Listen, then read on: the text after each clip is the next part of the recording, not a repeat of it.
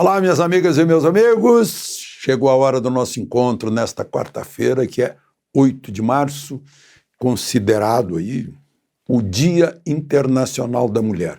Eu quero dizer umas coisas para vocês a respeito disso, inspirado pelo que eu ouvi há pouco do padre Paulo Ricardo. Ele diz que a mulher tem a maior de todas as missões, porque ela é a primeira a educar todo mundo que existe.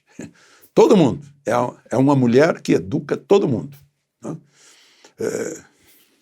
Os 8 bilhões de habitantes da Terra começaram sendo educados por uma mulher.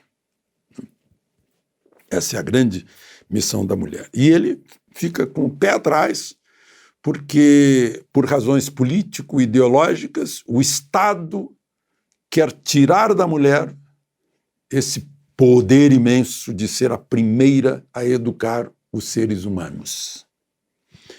Quer ocupar a mulher com outra coisa, tirar a mulher dessa missão e pôr no lugar dela um funcionário do Estado, um professor, cuja missão é ensinar. No curso do mundo, as famílias adotaram professores para ensinar. Quem educa, em primeiro lugar, é a mulher. Isso o padre Paulo Ricardo lembrou e eu assino embaixo. Hoje eu estava pensando a respeito, da hipocrisia que eu estou vendo na mídia em geral, que passa o ano inteiro vulgarizando a mulher, usando a mulher como objeto, usando a mulher como ferramenta de vendas e de audiência, manipulando a mulher. E hoje faz uma homenagem à mulher como se fosse para compensar toda essa desvalorização que promove contra a mulher. Então eu homenageio hoje, em primeiro lugar, a mãe. Cada um de vocês está lembrando da mãe. A mãe, a irmã, a companheira, fiel, confidente, conselheira, intuitiva, vigilante, que estando ao lado de um homem nunca toma uma decisão sem ouvi-la em primeiro lugar. E em último lugar também, as tias e as avós que ajudam a educar. Então, todo esse núcleo, até as vizinhas, as colegas de escola, de faculdade, com toda essa intuição que o homem não tem. E como ajudam nessa parceria. Porque uma amiga que hoje de manhã mandou cumprimentos para minha mulher pelo Dia da Mulher, tem cumprimento aqui para a primeira médica Maria Augusta Generoso Estrela, primeira mulher médica do Brasil. Mas aí eu disse para ela assim, olha, todos os dias do ano são da mulher, são do homem, são da criança e são do idoso. Todos os dias do ano. Dá para entender? Aí eu fico pensando no Lewis Carroll. Lewis Carroll é o autor conhecido no mundo de Alice no País das Maravilhas. Eu sou de uma geração que, claro, leu Alice. Pela primeira vez, em 1871, num livro chamado, foi traduzido como Através do Espelho, ele usou desaniversário, unbirthday, desaniversário, que se deve festejar o desaniversário todos os dias do ano menos um. Parece uma sabedoria em que a gente não festeja o dia em que nasceu, mas todos os demais dias festejamos todos, homens, mulheres, crianças e idosos. Vamos pensar nisso? Não esqueça de se inscrever se ainda não fez isso e ao final de deixar o seu gostei ou não gostei.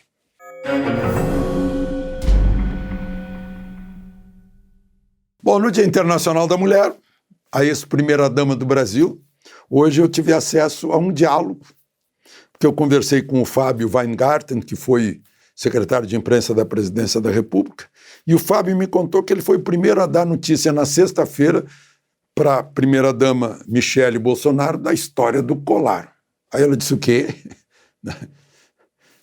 Eu não recebi, eu não sabia disso, e eu jamais pedi.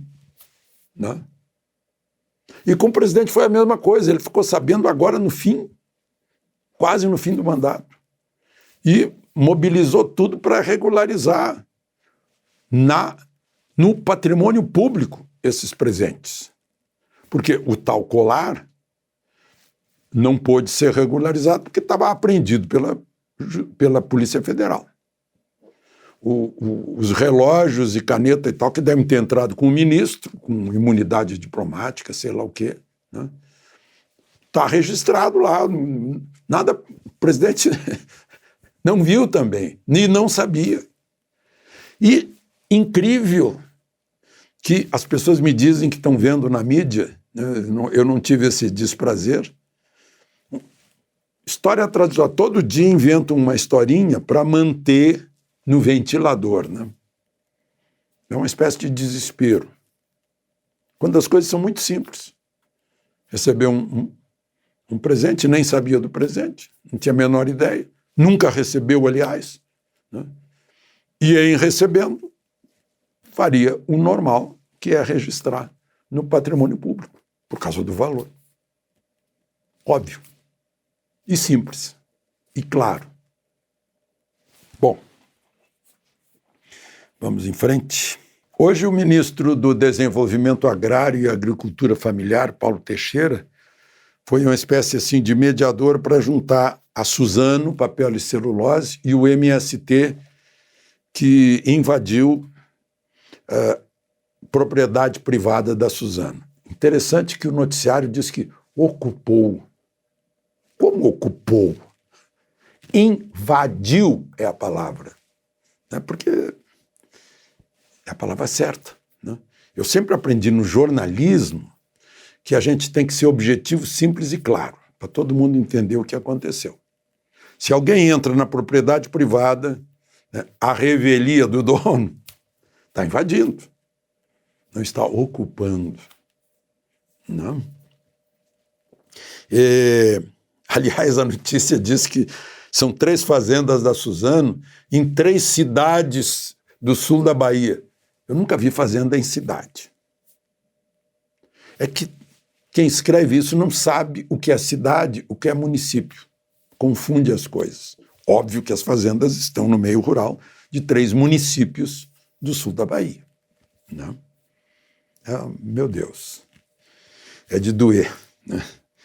E, bom, mas eu pergunto o seguinte, o ministro anunciou que vão negociar. Peraí, mas negociar o quê?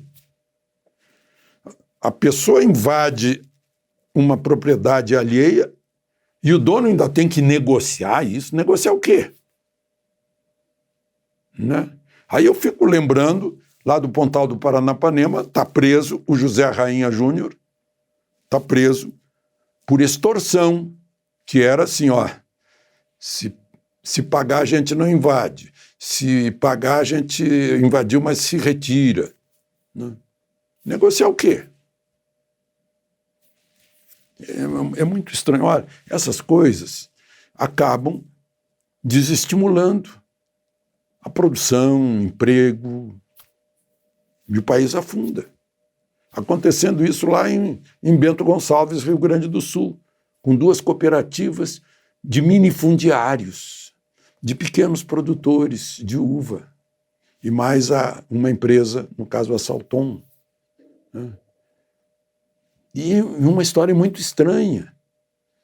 Fica com cheiro de sabotagem para prejudicar a empresa. Já não chega agora. Hoje a gente teve mais um episódio do Uber. O ministro do Trabalho disse, se o Uber não gostar, paciência. Né? quer burocratizar toda a relação entre o motorista e o Uber. Aí acaba com a atração, né? Aí eu fico pensando, meu Deus do céu, o Estado brasileiro adora desestimular o emprego. Adora desestimular o emprego. Tanto que lá no governo Dilma saíram 13 milhões de desempregados. Consequência. Gente, brasileiro passa por dificuldades na fronteira do México com os Estados Unidos. Para entrar nos Estados Unidos não tem previdência social, não tem garantia, não tem justiça do trabalho, não tem nada, mas ele quer oportunidade, ele quer ganhar mais. Será que o motorista do Uber está gostando disso? Já perguntaram para o motorista do Uber se ele quer toda essa burocracia de recolher previdência e de não sei mais o quê, que só onera a relação, quer dizer, o Estado mete a mão, né, nessa relação. Essa filosofia, essa ideologia é estatizante. É o Estado mais forte que o cidadão. É o Estado fiscalizando o cidadão, fiscalizando tudo. Agora mesmo estão falando aí que o presidente da República vai mandar que as empresas façam uma transparência sobre quanto ganha o homem, quanto ganha a mulher, para festejar o tal Dia Internacional da Mulher, né? É uma intromissão incrível. Os países que estão em primeiro mundo não têm essa intromissão, né? Bom, a propósito, né? A GM lá em São José dos Campos vai parar 3 semanas. Certamente deu férias por falta de mercado. É o S10 que eles produzem, a Blazer, Trailblazer. É um sinal, é um péssimo sinal que estão dando, né? Porque as vendas caíram agora, a maior queda de vendas dos últimos 17 anos. As vendas foram iguais às de 2005, 2006. Bom, tem mais uma aqui. O embaixador do Brasil em Genebra, na 52ª sessão de Direitos Humanos da ONU, fez um discurso dizendo que o Brasil está pronto a receber exilados da Nicarágua, expatriados, gente que perdeu até a cidadania. Está pronto a receber. Bom, em primeiro lugar, estão saindo da Nicarágua indo para os Estados Unidos. Eles não vão vir para cá, ainda mais que não é a língua espanhola, né? E aí ele diz, aspas, o governo brasileiro acompanha as graves violações de direitos humanos, execuções sumárias, detenções arbitrárias, tortura contra dissidentes políticos. Fecha aspas. Na Nicarágua, na ditadura Ortega. Mas, espera aí. A ONU agora assinou 55 países, inclusive Colômbia, governo socialista, Chile, governo de esquerda, Argentina, assinaram. O Brasil não assinou. Nada contra o Ortega. E agora disse isso. Que estranho, né? Agora, mais estranho é que ele está olhando para a Nicarágua e não olha para o Brasil. Né? Será que foi um discurso envergonhado? Mas, de qualquer maneira, veja, olhe para dentro um pouco, né? Aqui para dentro. Bom, gente, para encerrar, já estamos aí com 14 minutos de conversa hoje, está longo. Tem mais uma volta atrás, né? Vocês viram que o turismo no Brasil foi um sucesso, acabou a pandemia, a gente explodiu em turismo em toda parte e já estávamos prontos para isso porque lá no primeiro ano do governo anterior se cancelou a obrigação de visto para a entrada de turistas dos Estados Unidos, do Canadá, do Japão, da Austrália. Agora o governo anuncia que tem que haver reciprocidade, vamos acabar com a liberação do visto. Vão exigir visto de novo para entrar no Brasil. E o turismo estava indo tão bem. De Brasília, Alexandre Garcia.